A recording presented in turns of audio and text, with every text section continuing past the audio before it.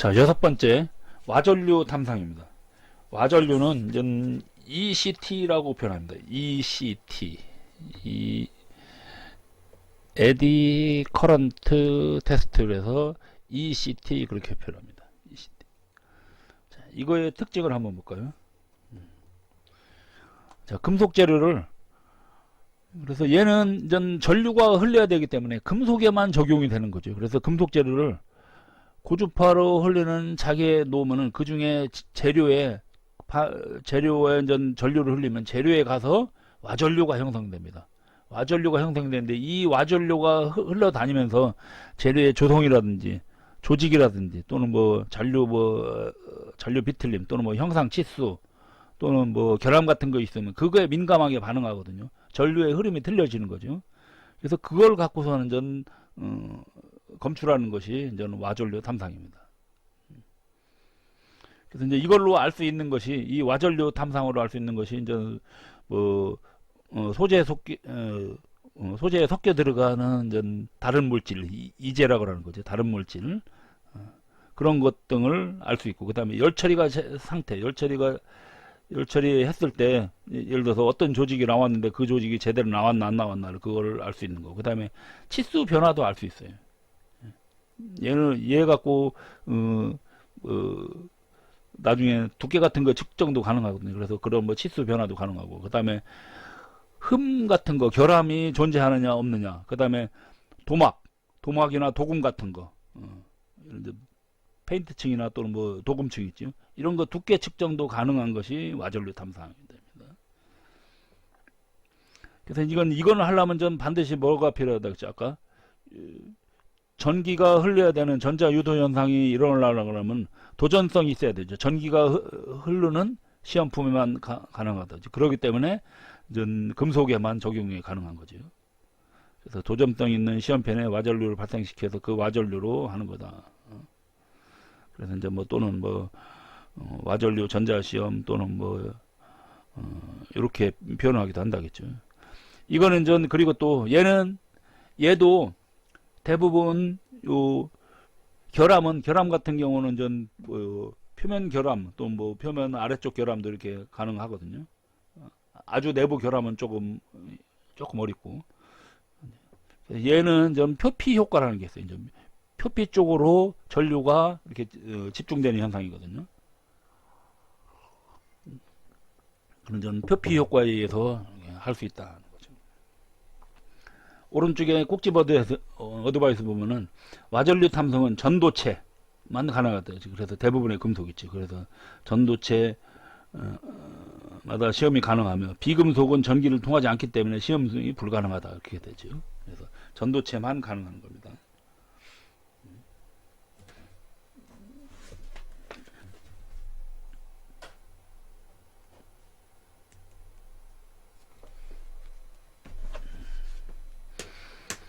그 다음에 검사 코일에 분류하는 걸 보면요. 와전류를 흐르기 위한 검사 코일인데, 이건 크게 세 가지가 있어요. 통과시키는 관통형이 있고, 그 다음에 프로브라는 형이 있고, 그 다음에 내삽형이라고 있어요. 그래서 관통형 같은 경우는 원형상의 봉 또는 관 같은 거, 그 다음에 프로브형 같은 경우는 판재 같은 거 할 때입니다. 프로브. 판, 인곳, 뭐 그런 거. 아니면 봉도 커다란 봉. 내삽은 안으로 집어넣는 겁니다. 그러니까 구멍 같은데 하는 것이 내삽. 그래서 관통형이냐, 뭐 프로브형이냐, 내삽형이냐. 관통형은 봉 같은 거. 그래서 이제 뭐냐면요, 코일이 이렇게 감겨 있을 때, 이게 코일이라고요. 코일이 감겨 있을 때, 제품을 여기다 이렇게 집어넣고 하는 거. 이런 게 그냥 관통형이죠. 내삽형은 반대죠. 내삽형은 재료가 이렇게 있으면 요 코일을 안으로 이렇게 집어넣는 거죠. 요 코일이 이렇게 조그맣게 흐르는 거 이걸 안으로 이렇게 집어넣어서 그래서 이제 얘가 코일이고 얘가 재료라고 하면은 이제 약간의 이거하고 이거는 틀리죠. 이거는 코일이 바깥에 있고 얘는 재료가 바깥에 있는 거죠. 그래서 요걸 보고 요거는 이제 관통형 그다음에 요거는 내삽형 이렇게 표현하는 거고요. 프로브형은 막대기 같은 걸로 이렇게 갖다 대는 겁니다. 그러니까 일부분만 하는 거죠. 일부분만. 프로브. 프로브 또는 뭐 탐촉자라고 표현하는 거죠. 이제 그런 이렇게 막대기 같은 걸 갖다 대서 그 사이만 이렇게 검출하는 거. 프로브형이죠. 그래서 검사 코일의 종류 요 세 가지 잘 알아두세요.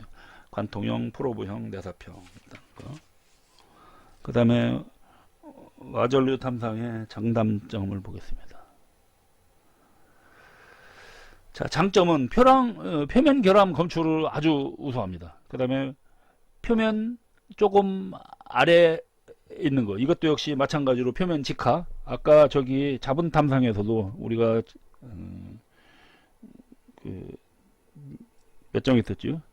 4장인가에 보면 자분 탐상이 있었는데, 거기서도 그 자분 탐상도 표면 결함뿐이 아니라 표면 직하 결함 할 수 있거든요. 마찬가지입니다. 얘도 표면 결함. 이제 적합한 이유는 앞 페이지에서 얘기했던 표피 효과 때문에 그렇죠. 표피 효과. 그 다음에 얘도 역시 얘는 아까 자분하고 좀 틀립니다. 우리 지난 시간에 했던 자분 같은 경우는 접촉을 해야 하는데 이거는 접촉을 하지 않아도 돼요. 그래서 비접촉 방법이고, 그 다음에 시험 속도가 빠르고, 그 다음에 또 자동화도 가능합니다. 여기 있네. 시험 자동화도 가능하다. 그 다음에 결함뿐이 아니라 재질의 변화 또는 뭐 치수 변화 같은 것도 탐상이 가능하다는 거죠. 여기에 보면 적용 그 예시가 있습니다. 그래서 탐상 시험 같은 경우는 시험편 표면 또는 표면에 가까운 내부지요. 가까운 결함 검출. 그 다음에 재질 같은 경우는 금속의 종류, 뭐 성분 열처리 상태 그런 거. 그 다음에 치수는 시험폼의 치수 또는 피막 두께 저거죠. 뭐 도금층 두께 같은 거. 그 다음에 부식이 얼만큼 됐나 그런 것 등. 그 다음에 형상 시험은 얼만큼 변형이 됐는가. 그래서 형상 변화 같은 거 그런 거 하는 것이 이 와전류 탐상으로 가능하다. 단점은 얘는 와전류를 예를 들어서 이렇게 와전류가 이렇게 이런 코일이 있는 상태에서 여기서 제품이 이렇게 지나간다 그러면요.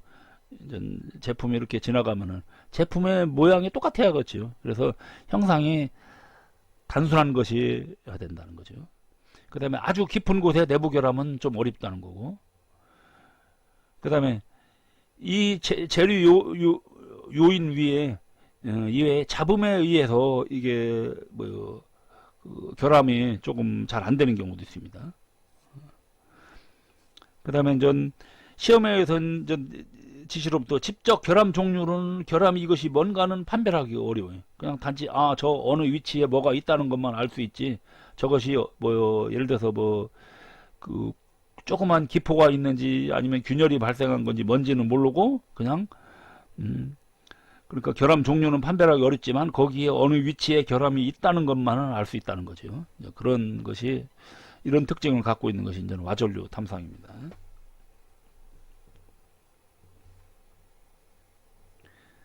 개념 잡기 문제 보겠습니다. 자, 첫 번째, 와전류 검사의 특징을 나열한 것 중 틀린 것은 검사 결과의 데이터 기록과 보존이 쉽다. 기록과 보존 가능합니다. 그 다음에 결함의 형상이나 깊이, 종류를 정확하게 알 수 있다. 아니죠. 종류는 판독이 조금 어렵다겠죠. 깊이 같은 거 그렇고, 형상만은 대충 형상도 조금 어렵습니다. 위치는 알 수 있어요. 어느 위치 있다는 거. 그러니까 요거는 틀렸습니다. 요거는 2번이 틀렸네요. 그 다음에 열교환기 내의 배관, 이걸 가능합니다. 왜 그러냐면 배관이라는 얘기는 이런 관이 있을 때 여기다가 이걸 탐촉자를 이렇게 그 프로브죠. 프로브를 안으로 쭉 집어넣으면 되잖아요. 쭉 집어넣으면서 여기에 와전류 형성되는 걸 관찰을 하면 되니까요. 그 다음에 이제 비접촉식이라고 했죠. 그러니까 이것도 맞습니다. 여기에 장단점을 다시 한번 확인해 보시면은, 여기에 지금 결함의 종류, 형상, 치수 같은 거는 정확한 측정은 불가능하다. 이것이 틀린 거죠. 그 다음에 개념적 두 번째 거, 오스트나이틱의 스테인리스 강인 STS304 봉제 표면 결함을 찾아 내려고 한다. 가장 적합한 거. 첫 번째, 자분 탐상. 자, 오스트나이트의 스테인리스 강유. 얘는 비자성체입니다. 비자성체예요. 이거를 알아야 돼요. 비자성체이기 때문에 자분 탐상 안 됩니다. 자분 탐상 못 해요. 그 다음에 초음파 탐상 표면 결함이기 때문에 안 됩니다. 와전류로 해야겠죠. 와전류는 맞죠. 와전류는 비자성체도 가능하고 뭐만 된다 그랬죠. 얘는 어차피 비자성체라고 해도 금속이잖아요. 그러니까 금속이니까 가능하고 표면 결함이니까 가능하죠. 방사선 이거하고 상관없습니다. 그런데 표면 결함을 찾기가 어렵죠. 그러니까 이것도 역시 표면 결함이 아니니까 틀렸죠. 그래서 와전류 탐상이 있는 거죠.